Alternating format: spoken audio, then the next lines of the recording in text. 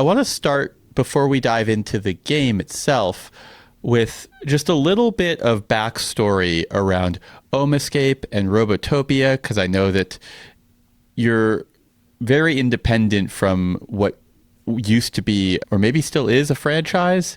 And there's another Robotopia in Toronto at the Omescape there. So let's kind of start with the origins of all of this. So in the very beginning, when we first started in 2014, we were a franchisee of Omescape. I guess they have Omescape here in California, one in New York, one in DC, and one in Toronto. But I think after a few years, we just kind of go independent, like we go our own way.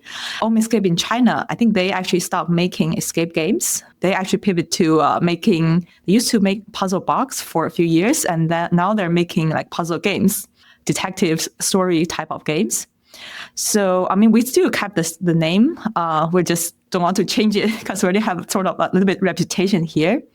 But it's basically we are independent owned and independently run by ourselves. So we decide what kind of game we make. And although we still keep the name, we're not a franchisee anymore. We are California, the 2 stores. We are our own stores. And the one in Toronto, I think they're basically the same. I know their owner, Kenny, like he loves games too himself. I think he actually just changed their store name to Omi Venture. I guess that's their step of like moving away from being treated as like, oh, are you a franchisee? Do you share the same game? About this robot themed game. So I was actually on a trip to China with Kenny, the owner of Omi Venture in Toronto. And we were actually like traveling in like Beijing and Shanghai, playing different games, kind of looking for is there any games we can bring back, or is there any inspirations. We happened to play this game, I think it's called Machinarium in Beijing from 2003. We specifically like the set. I think they definitely got a lot of inspiration from the game. I'm not sure if you played it, the machinery, like a click a point. A point and click game. Right. Okay. And No, I think a lot like the set. Oh, wait. I did play that a long time ago. Right. It's like I played that game too, but like a long time ago. Yeah, it had kind of like a sketch art robot thing going on. I completely forgot that game existed. Yes, and I think they got their inspiration from that puzzle game. And after we played that game, we were like, there's some like interesting part about this game. So we're thinking about, okay, maybe we can make this game. We actually bought the game from them, but we actually end up with very different paths. So I think Kenny, like he basically built his own version of this game. And we only probably kept 2 puzzles from the whole game and just remade everything else. That explains why I've spoken to people who have played both versions. I have not played Kenny's version in Toronto, but some of the other folks from Room Escape Artists have, and they were like, the games feel similar, but they're not, but there are a couple of places where they are. And so I had been trying to figure this out because I was like, I'm pretty sure the franchise doesn't really exist anymore, that Omescape Toronto and Omescape Sunnyvale are separate entities. They're making their own games, and yet there was this one game that has like a little bit of overlap. So I had no idea how that happened, and I'm glad that you explained that. Yeah, now you know it's. Yeah, I see that because that one is called Robocalypse. Yep. That's it. Okay.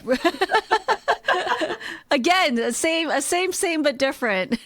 Yep. Well, at least we got different names. Yeah. One's a utopia and the other one's a dystopia. Yep. Awesome. So with all of that kind of explanation about what this was and where it came from out of the way, after you licensed this game and brought it back to Sunnyvale, how did you begin to decide to produce this thing and make the changes to it that you made? First, we definitely want to keep the things we liked. It's kind of this like retro futuristic style. And our goal in the very beginning is very clear. Like we don't want to make a sci-fi game, you know, like spaceship and like labs and those like clean metal, like blue lights looking and everything. I think people see sci-fi games as like very common thing. Like, oh yeah, it's like spaceship, like screens and everything. And also we understand it's really hard actually to make a sci-fi game that looks really cool. So we say like, oh, but these games have some uniqueness. It's kind of like in an abandoned place, but you also have this like robots and they look a little bit cute. I love this space junker aesthetic.